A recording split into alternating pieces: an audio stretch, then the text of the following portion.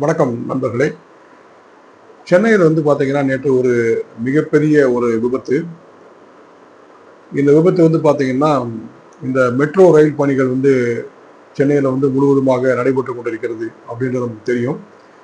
இதில் பார்த்தீங்கன்னா சென்னையில் நேற்று இரவு ஒரு நல்ல மழை இருந்தது.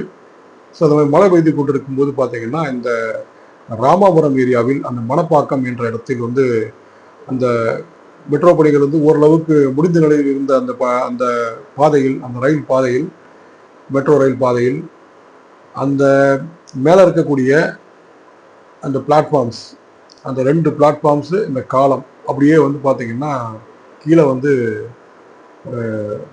அது பிரேக் ஆகி விழுந்துருச்சு அப்படின்னு பார்க்குறோம்.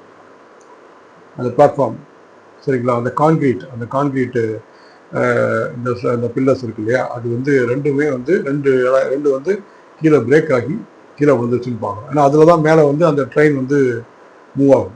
அந்த ரயில் அதில் ஃபிக்ஸ் பண்ணுவாங்க. ஃபிக்ஸ் பண்ணிவிட்டு அதில் அந்த ட்ரெயின் மூவ் ஆகும். இந்த காலம் சரிங்களா. இப்போ என்ன நம்ம சொல்கிறதுன்னு கேட்டிங்கன்னா, இதை தாங்கி இருக்கிறது தான் இந்த காலம் ஸ்ட்ரக்சர். ஓகே, இப்போ இது மெட்ரோ ட்ரெயின் அப்படின்றது ஒரு குறைஞ்சபட்சம் ஒரு 50 வருடம் சரிங்களா. சில பாலங்கள்லாம் 100 வருடங்களை கடந்த பாலங்கள்லாம் இருக்குதுன்னு பார்க்குறோம்.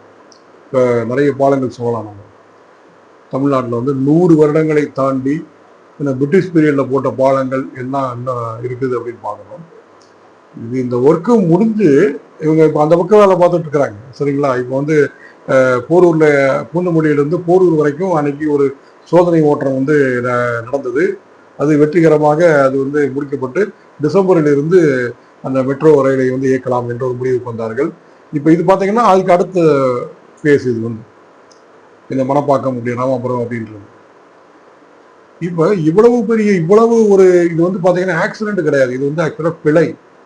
இது என்ன சொல்றதுன்னு கேட்டீங்கன்னா, இந்த ப்ராஜெக்டினுடைய பிழை அப்படின்னு தான் நம்ம எடுத்துக்கணும். ஏன்னா இந்த மாதிரி இந்த பிளாட்ஃபார்ம் கீழே விழுகுது, இது பிரேக் ஆகுது அப்படின்னு சொன்னா இது உங்களுடைய குவாலிட்டி சம்பந்தப்பட்ட விஷயம். உங்களுடைய குவாலிட்டியை, இந்த ப்ராஜெக்டோட குவாலிட்டியை செக் பண்ணணும் அப்படின்ற ஒரு விஷயத்த இங்கே நமக்கு உணர்த்தது.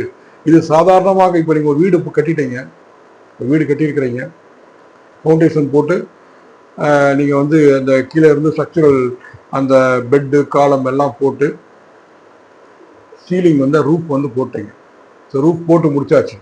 போட்டு முடிச்சுட்டு நீங்கள் அடுத்த ஒர்க்லாம் பண்ணலான்ட்டு நீங்கள் வெயிட் பண்ணிட்டு இருக்கும் பொழுது இந்த இடத்துல பார்த்தீங்கன்னா இந்த மேலே போட்டிருக்கிற இந்த சீலிங் கீழே விழுந்தது அப்படின்னா உங்களுக்கு எப்படி இருக்கும்?